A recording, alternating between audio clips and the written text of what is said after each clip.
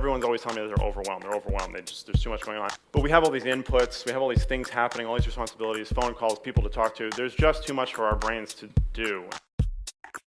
What would you do if you could only work an hour a day? This process of optimize, automate, outsource is really helpful.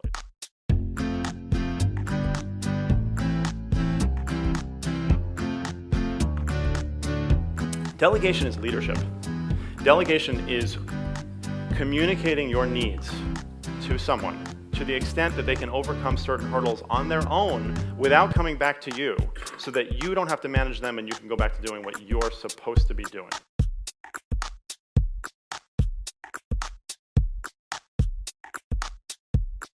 For me, the most important thing is brain space. Outsourcing to me is important because it helps me just free up my mind. There's a lot of things that might not save you that much time. Booking a dinner reservation, maybe it's a 1 minute or 30-second task, but you're thinking about it all day long, and that brain space is being eaten up for way more than the 2 minutes. So all I care about is helping people optimize, automate, and outsource everything in their lives, and that order is extremely important, and that's what I wanted to get to here. I'm sorry to tell you that 90% of the time, if you get a poor result from a competent outsourcer, it's usually your fault. Either because you chose the wrong person for the job, or you did not describe the task correctly. And that is why optimize, automate, outsource is that order, because a lot of people try to outsource first, right? And I'm sure that a lot of you have had that experience. A lot of you who raised your hand and said you had a problem outsourcing. How many times did you just say, I don't want to do this, I'm just going to have someone else do it? The way that less doing came about for me was that when I got out of college, I was working in construction. If any of you ever worked in construction, it's not a very healthy lifestyle. I was working probably 18 hours a day. I was eating fast food a couple times a day. I was smoking a pack of cigarettes a day, drinking a lot, and I racked up about $3 million of debt by the time I was 23, which is fairly stressful.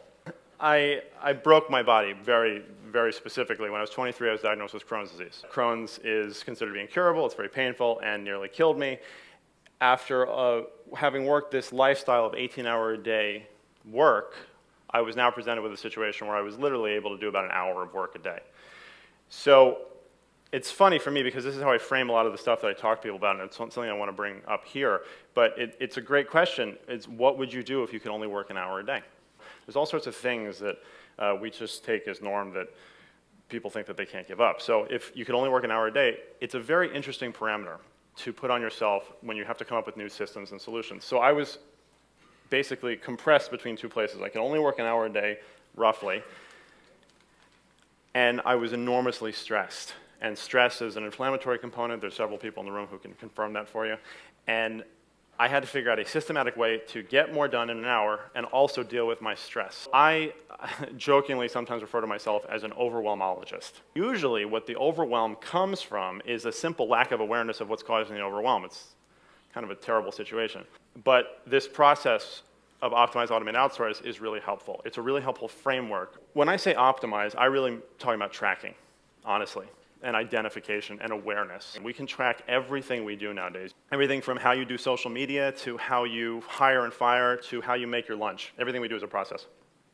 And if you stop and look at the steps required to go through those, you will find that you'll end up with a checklist that will probably have a few extraneous steps in it. A couple redundancies, a couple holes. And then you can work with that to begin with to figure out a better way of doing whatever that process is. And that is the first step to proper outsourcing. So optimization is about tracking, identifying, bringing awareness back to the things we're doing. And this can take any form you can imagine. We can track everything we do nowadays. If you start to look at the step-by-step that's required, it's incredible how much better you get at it, how much faster you get at it, and how much bigger you can go with it. You'll be astounded at what you see in terms of your boost in productivity, and all of that just comes from a simple awareness. The second part is automation. There are so many things now that we can automate. We can literally automate things that 3 months ago a person had to do. I'm not even kidding you. We can automate processes. We can automate translation, and it's actually better now. So the first one, optimization, is about awareness. Automation is about triggers and actions. What I want is for you to be thinking triggers and actions. That's what I want. And ideally, triggers and multiple actions. Because how many of you have a social media manager that has to do this stuff manually? They shouldn't be getting paid to do that. Not because they're not worth it, but because they could probably be doing better things with their time, just like you can. And what's cool about automation, and I have to make this is very important, is that automation doesn't necessarily mean we're not involving a person, okay? If any of you ever grew up in the country where you had a mailbox with a flip-up flag on it, that's an automation. Because if it's up, the mailman knows that there's mail in there, and if it's down, he knows it isn't. That is an automation. There's still going to always be human error. So if you can automate something with a computer system, there's zero error. When you're optimizing and automating first, you're making it so that the very bare minimum, either the things that really are so nuanced that a human being has to do them, or they're so high level that a human being has to do them. So that's good. Those are two good buckets to have left. So now we've optimized, we've automated. Now we can outsource. And the cool thing with outsourcing now is that not only do we have access to the whole world for all sorts of talent, for anything you could possibly want. In order to grow as a person or as an organization, you need to be offloading 70% of what you do every year. And that's a hard pill to swallow for some people. The individual person that you might find to do that thing, there's 100 other people that can do that thing too. So it is really a buyer's market.